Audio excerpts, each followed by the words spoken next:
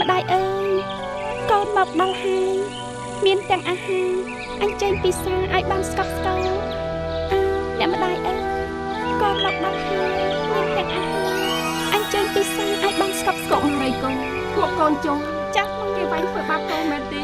ចាស់គ្មានអីទេក៏មិនអីទេតាពិតទៅគឺ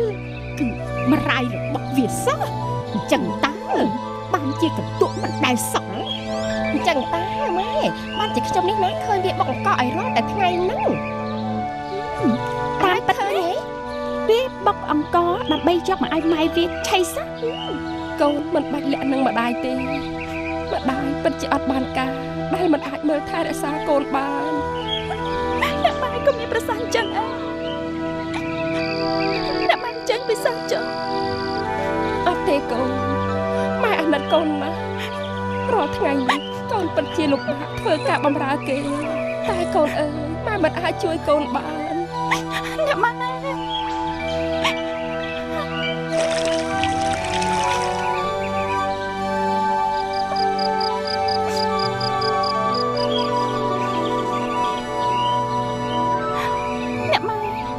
ទោះជាលំបាកយ៉ាងណាក៏ដោយឲ្យតែមានអ្នកម៉ែនៅចិត្តរូបកូនណាម៉ែណាកូនទៅវិញ